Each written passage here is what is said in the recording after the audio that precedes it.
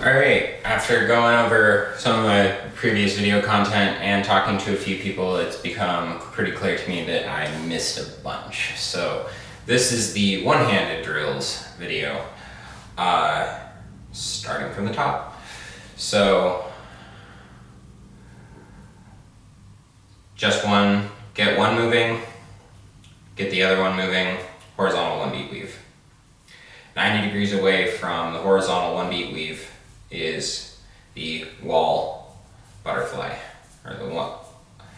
By adding pinky tension, I can bend the pinky side to be in floor plane, and then from here I can start slowly bending the index into different planes.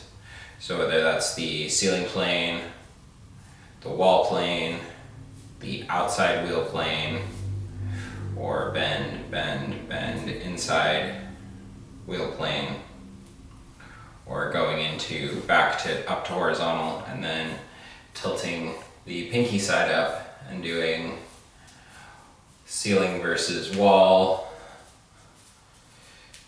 ceiling versus wheel, or versus inside wheel, ceiling versus outside wheel, back to neutral, which is wall versus floor. I can add left-right inertia to move into split butterfly. Here's from a 45-degree angle. Here's from a 90-degree angle. This same split butterfly is identical to the horizontal or the vertical one beat weave. From a 45-degree angle back to center. This is the wheel plane one beat weave. This is the split butterfly. This is the one beat weave.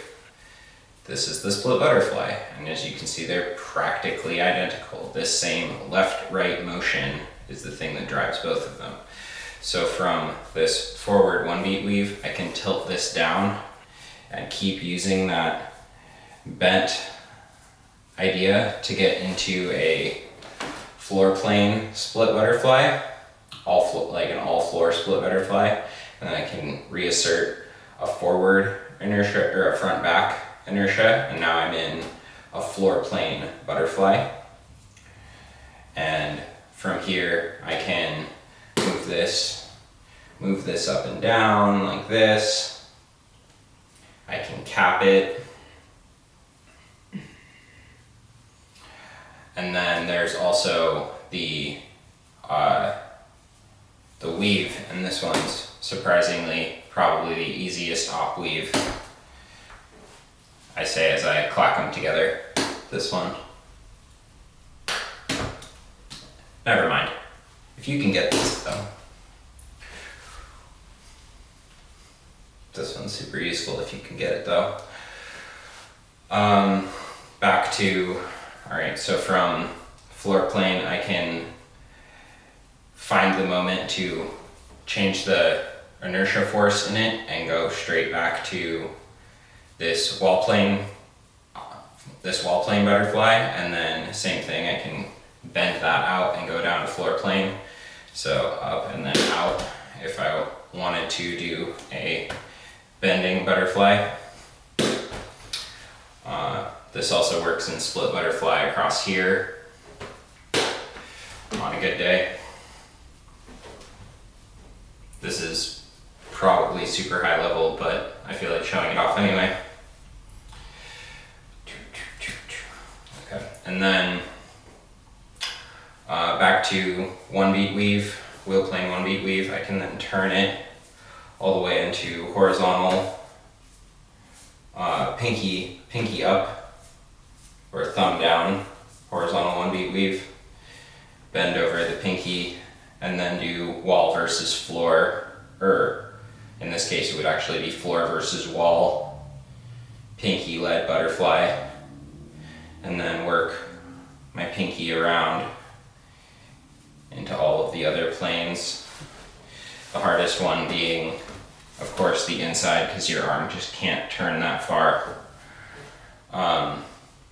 Now all of that was in one direction, so we can go back and learn all of it in the other direction, starting with the one beat weave, going the other way. So we go back to the butterfly, and then learn the split butterfly, or we get the butterfly, the split butterfly, the reverse one beat weave,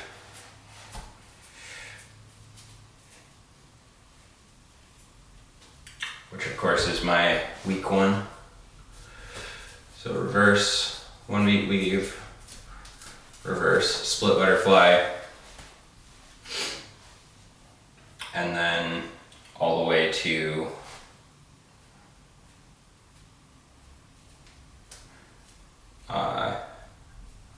go all the way into the pinky up version of the reverse split butterfly. So we go reverse butterfly, reverse one beat weave,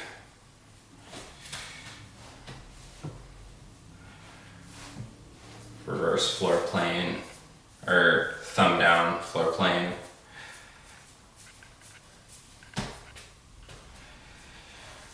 you get the idea. And those are all essentially from like static hand. So all I'm doing is just flipping my hand over and changing the timing and direction of the poi from just that one basic hand posture. And then from there, we also have things like carryovers. So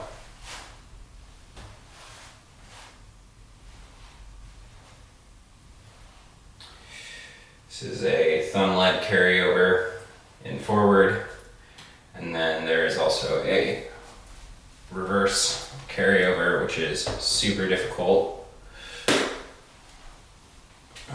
That one. It is actually index first. Reverse carryover.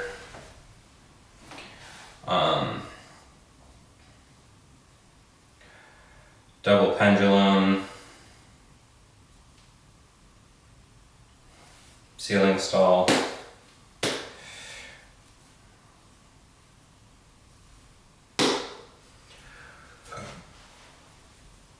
Try catch reverse pendulum. Stall. Try catch reverse pendulum.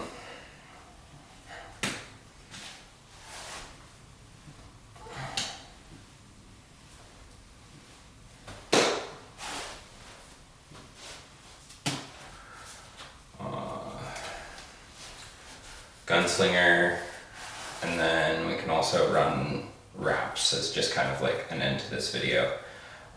So to do gunslinger wraps on the inward one, or shotgun wraps, to do the inward one, I have palm open, and to do the outward one, I make sure that I have my pinky down. And mechanically what's actually happening here is that on the palm open one, it's creating a hook or a loop around my thumb, and these are wrapping around like this.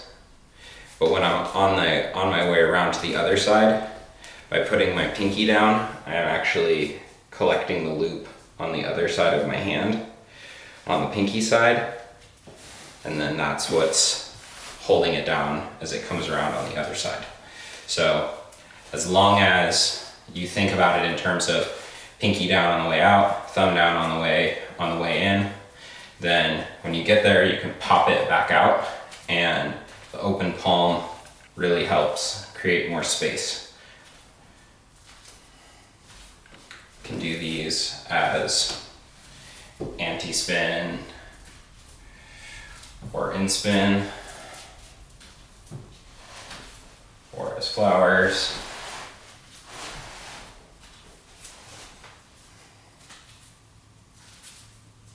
Or plain bends. I'm sure I missed stuff, but that's enough for now.